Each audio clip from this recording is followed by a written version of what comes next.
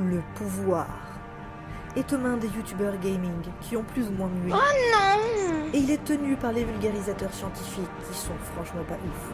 Il est confisqué par Squeezie qui fait beaucoup trop d'activités manuelles. Ce pouvoir, en mars, nous le reprenons, nous, les booktubeuses. Tremblez, pauvres mortels!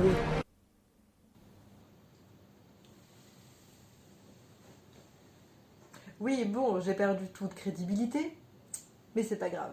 En mars, tout est permis. En mars, c'est le Femini Books. Mais qu'est-ce que c'est que le Femini Books, hein? Dis-moi, toi, individu à capuche. Le Femini Books, c'est une initiative pour intégrer des œuvres ou des discours féministes dans nos activités de booktubeurs, de bookblogueurs, de book instagrammeurs, etc., etc. Et comme d'habitude, en barre d'infos, vous avez tout ce qu'il faut pour vous renseigner et surtout pour avoir accès aux autres contenus qui ont été produits dans le cadre du Femini Books en ce mois de mars. J'arrive à peu près à mi-mois, il y a eu plein de très belles choses avant et il y en aura encore plein d'autres après. D'ailleurs, si je peux me permettre une petite suggestion, je vous conseille vivement d'aller regarder la vidéo de l'Enluminé sur Circé, parce que Circé, ce bouquin, pouvait clairement faire partie de la sélection pour cette vidéo.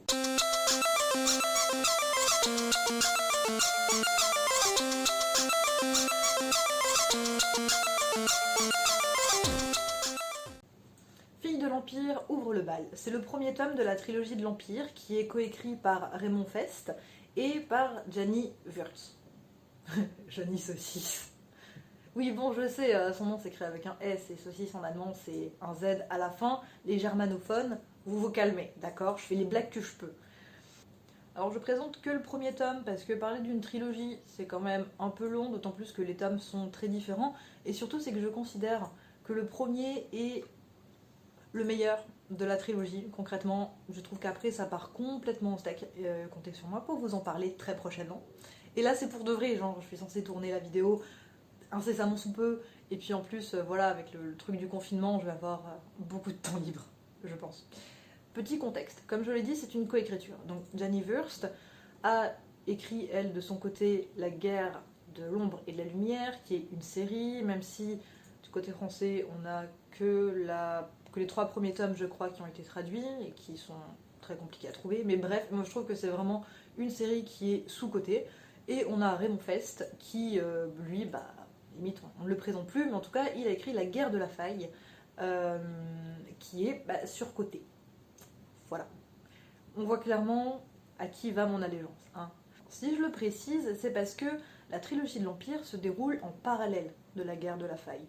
Donc, pour rappel, très rapidement, la guerre de la faille se déroule sur un monde, pareil, d'heroic fantasy, mais médiéval, le plus basique possible, où il y a une espèce de faille spatiale qui s'ouvre et qui va connecter 2 mondes, celui de la guerre de la faille et celui de la trilogie de l'Empire.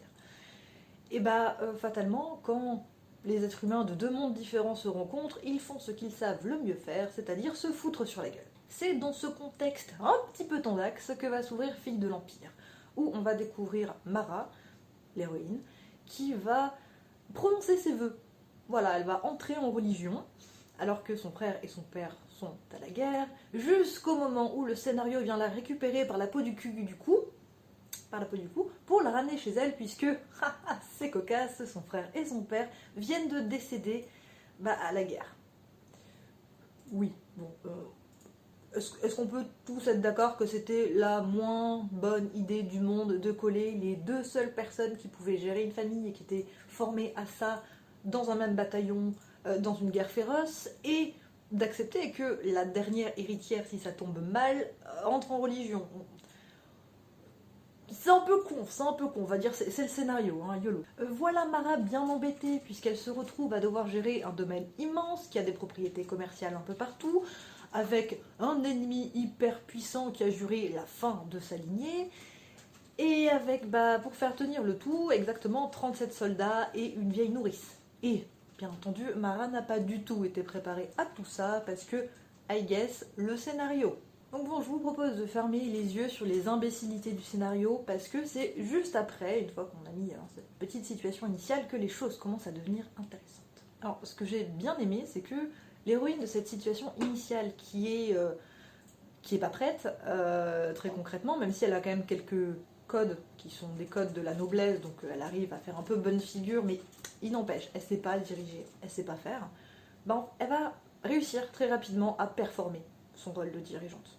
Même parfois à cacher toutes ses hésitations, ses inquiétudes, ses machins sous le nah, je sais ce que je fais. Et bon, très personnellement, c'est des petites stratégies sociales qui me parlent, hein. Mais au-delà de ça, en fait, elle a pas le temps, Mara. Elle a littéralement pas le temps, c'est-à-dire que sa vie et toute sa maison, etc., sont menacées dans des délais extrêmement courts. Et donc, elle va prendre des mesures drastiques. S'il faut faire exécuter des soldats pour l'exemple, pour garder tout le monde dans le bon ordre, elle le fait. Oui, bon, c'est un truc de facho, mais j'ai pas dit que Mara était incroyable, hein, non. Justement, ça qui est intéressant dans ce perso, tout du moins au début, comme j'ai dit, après, dans les autres tomes, ça part en steak et elle découvre qu'elle a un cœur et il y a ses yeux qui s'ouvrent sur les injustices du monde, etc. Mais non, ce premier tome, elle est un pur produit de la société, elle est un pur produit de l'Empire. Et dans l'Empire, tu marches comme ça, faut exécuter des soldats, on exécute des soldats. Si faut menacer de faire fouetter sa nourrice, donc la femme qu'il a élevée, celle qu'elle aime de tout son cœur, pour obtenir le respect qui lui est dû en tant que dirigeante, mais Mara elle le fait. Mais bon, il n'y a aucun problème. Les esclaves, parce que c'est un monde avec des esclaves, c'est tant pis pour eux. S'ils sont esclaves, c'est que quelque part, ils l'ont bien cherché dans une vie précédente ou là. Mara, c'est pas son problème. Elle va les exploiter comme Jaja, mais pas de soucis. Et même si au passage elle pouvait s'en taper un, elle est d'accord. Il n'y a pas de, non, il y a pas de lézard. Voilà. Bon, bien évidemment, elle a beau être très stricte et une dirigeante, etc. Il n'en reste pas moins qu'elle évolue dans une société patriarcale de ouf, quand même. Mais elle va pas trop en souffrir. Ça, c'est un point que je vais aborder un peu plus tard. Elle va pas trop en souffrir parce que son statut de femme, sa condition de femme, en fait, va être complètement éclipsée par son statut de dirigeante. J'ai jubilé durant tout le roman et même à ma deuxième lecture. Et puis je me suis demandé, mais pourquoi est-ce que ça me fait du bien au-delà de l'originalité d'avoir une héroïne sans vergogne qui a très concrètement rien à part son intelligence, son charisme et d'être un peu riche, sinon elle a rien, elle a pas de pouvoir magique, elle a un cardio tout à fait médiocre, voilà, c'est pas une combattante et ça va pas être une histoire de combat, de dépassement de ses limites et tout, non, c'est pas ça. Et donc pourquoi est-ce que ça m'a autant plu en fait? Mais d'un autre côté, pourquoi est-ce que j'ai eu un espèce d'arrière-goût chelou dans la bouche quand j'ai terminé le bouquin? C'est le deuxième livre de cette sélection qui, rétrospectivement, m'a donné les clés pour comprendre d'où venait mon malaise à la lecture de Filles de l'Empire. Donc, il s'agit d'Impératrice, de Shansa, qui est une biographie romancée de la première et seule impératrice de Chine. Donc, il s'agit de Wu Zetian, qui historiquement a été dépeinte comme un monstre qui s'adonnait notamment à des rituels de magie noire pour parvenir à ses fins. Et Shansa va proposer un portrait qui est bien plus contrasté. Il va pas tomber en fait dans l'espèce de délire autour de cette figure monstrueuse et sanglante. Et c'est très appréciable en soi, puisque du coup elle va montrer que l'accession au pouvoir est une chose, mais le maintien au pouvoir en est une autre. Et c'est ce maintien au pouvoir qui va pousser Wu Zetian à adopter de plus en plus des stratégies moralement bof. Je ne vais pas vous détailler les intrigues, qui sont des intrigues de cour, des intrigues amoureuses aussi. Je vais parler vraiment, mais en 3 mots de la plume de Shansa, parce qu'elle est assez étonnante. Elle est empreinte d'une certaine lenteur. Pas lourdeur, d'une lenteur. Il y a des passages qui sont mais des bijoux de prose, et c'est parfois un peu déstabilisant. Là où on attendrait des descriptions beaucoup plus précises, non, ça va être plus nébuleux, on va dire, plus poétique que ça. Ce qui n'empêche que Shansa a une plume qui reste quand même très acérée. Donc quand il faut être extrêmement précis, voire même parfois sardonique, elle l'a, ça y a aucun problème. Donc bon, si jamais vous avez jamais lu de Shansa, lisez Impératrice ou lisez La joueuse de Go, dont je parlais dans une précédente vidéo. Enfin, j'en ai parlé, j'ai dit que j'allais le lire. Mais au-delà de toutes ces qualités, si je parle d'Impératrice dans le cadre du Femini Books, C'est parce que c'est le portrait d'une femme que l'histoire a effacé. En effet, Wu Zetian a créé sa propre dynastie, la dynastie des Zhou, qui a été complètement masquée, qui a été effacée. Ses successeurs ont littéralement fait comme si tout cela n'avait jamais existé. Et puis, il y a aussi son titre. Elle est devenue, non pas impératrice, elle est devenue empereur. Parce que, à celle qui règne, on ne donne pas le titre d'impératrice. Non, mais enfin, une femme souveraine, mais c'est jamais vu, non, pas du tout. On l'efface, on la cache. Et c'est aussi pour ça que le titre est important, impératrice. Shansa fait vraiment un pied de nez pour remettre, en fait, le bon titre qui est genré correctement sur la personne. En fait, ce que montre Shansa, en choisissant ce titre, mais aussi de la manière dont elle va dépeindre Wu Zetian, c'est le processus d'effacement par la société de la femme souveraine, en fait. C'est sa désincarnation, puisqu'en fait, elle n'est plus une femme, elle est l'équivalent d'un homme. Et ça, c'est important. Dans une société patriarcale, c'est super important. Le fait que si elle est au pouvoir, si elle est empereur, qu'elle soit une femme, c'est pas très important. On fait comme si il n'y avait rien d'inhabituel. C'est un empereur. On gomme complètement son genre. Parce que reconnaître qu'une femme peut atteindre ce niveau de pouvoir, ça veut dire quelque chose. Et c'est là justement où je peux faire le lien avec Fille de l'Empire.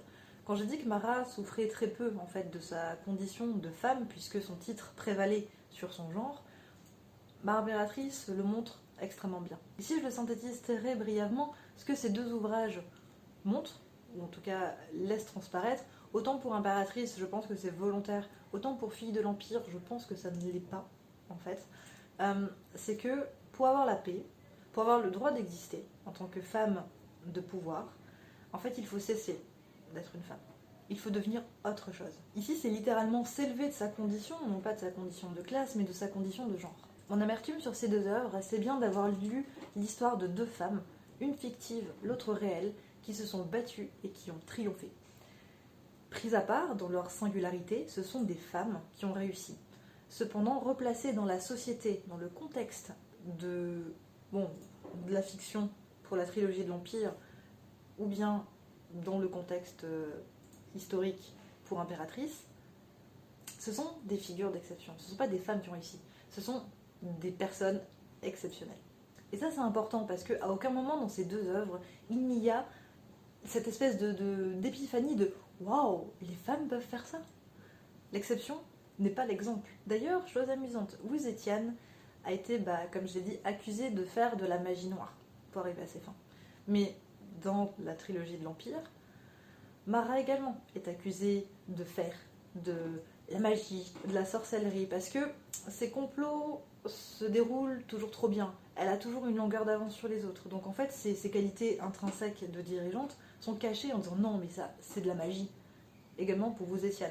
Même si, là, je vais peut-être un petit peu vite en besogne, puisque du coup, la question de la magie noire visait beaucoup en fait à disqualifier des concurrents politiques dans son usage dans les cours chinoises et japonaises. Et donc avec tout ça, on se rapproche très doucement de la figure de la sorcière, ce qui me permet de faire une transition absolument folle pour le troisième livre. Donc il s'agit de La sorcière de Marie Ndiaye.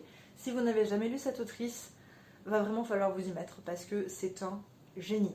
Et là, je pèse mes mots quand je dis c'est un génie. Ce qu'elle fait est incroyable. Chacun de ses bouquins m'ont chamboulé et surtout déstabilisé à un point que vous n'imaginez même pas. C'est vraiment trop chouette. La sorcière est le premier roman que j'ai lu de Marie Ndiaye. Et son décor est assez surprenant, vu le titre. Quand on regarde juste le titre comme ça, ou qu'on lit vite fait le résumé, on s'attend, en tout cas moi je m'attendais à quelque chose de plus côté aventure, plus côté forêt, plus tout ça quoi.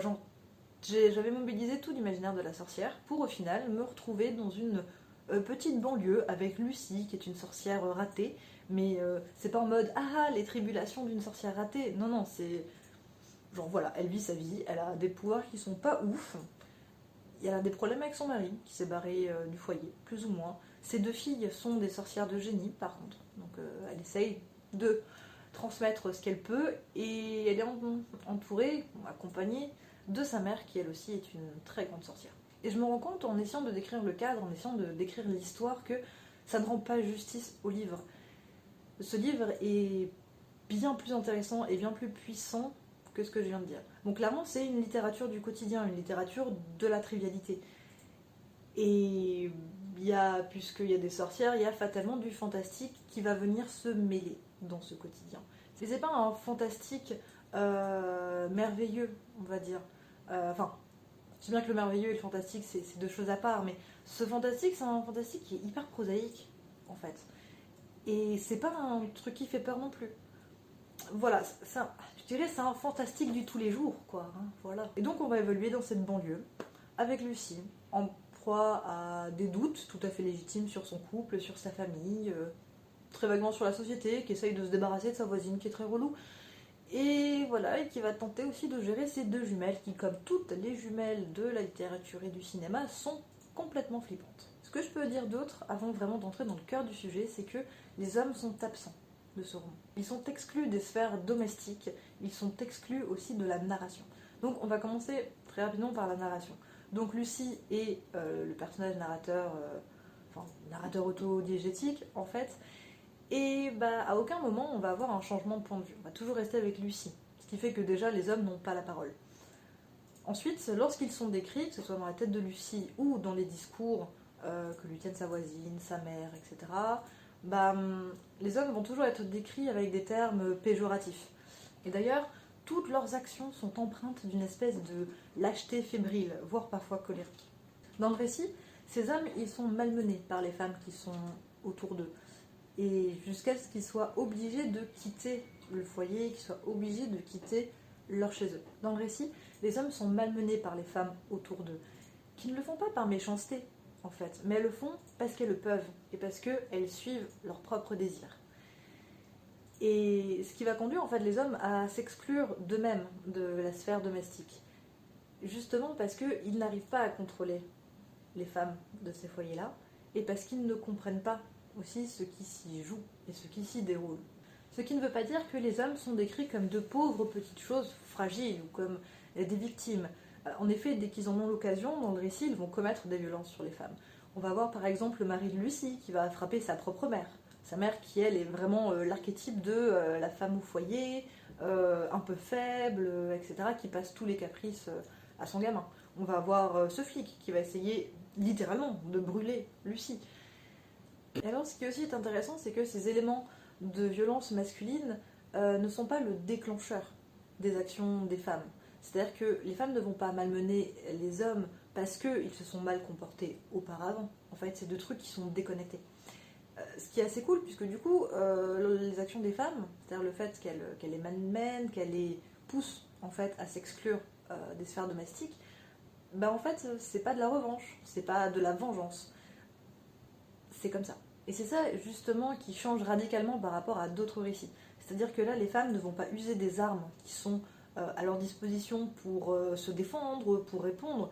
Non, en fait, là, elles utilisent les armes parce qu'elles peuvent, pour exister et pour faire ce qu'elles ont envie de faire. Et c'est tout, point barre. Pour celles et ceux qui s'attendent à lire un récit aux accents triomphants, où Lucie, en fait, trouverait le bonheur par l'émancipation, par ses pouvoirs, peu importe. En fait, non, pas du tout, parce que la figure de Lucie, elle est construite en opposition aux figures de pouvoir qu'il y a autour d'elle, chez les femmes. C'est-à-dire sa mère, sorcière exceptionnelle, qui fait complètement sa vie. Quand il y a un truc qui lui plaît pas, s'il faut utiliser sa magie, elle l'utilise, il n'y a pas de souci. Ces deux filles qui vont causer beaucoup de chagrin à Lucie en prenant certaines décisions, mais on voit qu'elles prennent ces décisions, les filles, pareil, pas par méchanceté, mais parce que c'est leur liberté, parce qu'elles veulent le faire. Voilà. Ou même la voisine de Lucie, qui pourtant n'est pas une sorcière, donc en fait elle n'a pas de pouvoir magique à faire valoir, mais c'est une meuf qui est forte, qui dirige, qui veut faire ça, c'est comme ça. Ce qui fait que l'idée globale, d'après mon interprétation, c'est que l'émancipation ne va pas passer par des pouvoirs magiques, par un truc incroyable, par un deus ex machina. Non, en fait, l'émancipation, c'est une disposition d'esprit. De fait, l'émancipation ici passe par l'abandon de son statut d'esclave aux petits soins, comme l'est la mère du conjoint de Lucie, et par en fait l'expression et la réalisation de ce désir. C'est-à-dire que là, dans les bouquins que je viens de présenter, on a 3 femmes de pouvoir qui sont qualifiées de sorcières, dont les actions peuvent paraître injustes, moralement discutables, ou même carrément sont accusées de violence. Et la question que je me pose, c'est est-ce que si c'était des hommes, la question se poserait de la même manière? Est-ce que la violence serait définie de la même manière? Et je me pose faussement la question parce que, en réalité, il me semble bien que non, cette violence d'exercice du pouvoir, d'accaparation du pouvoir, là pour le coup, c'est que les femmes qui vont se faire traiter de la sorte. Et donc, ce que nous apprend La sorcière de Marie Ndiaye par rapport aux 2 autres lectures précédentes, c'est que les actes des femmes vont être qualifiés de violents. Ces actes-là, ça va être l'accaparation du pouvoir, ça va être toutes les choses qu'il faut réaliser pour s'émanciper, ça va être l'expression et la réalisation, comme je le dis, de ses désirs. Tout ça, ça va être vu comme violent, injuste, moralement discutable.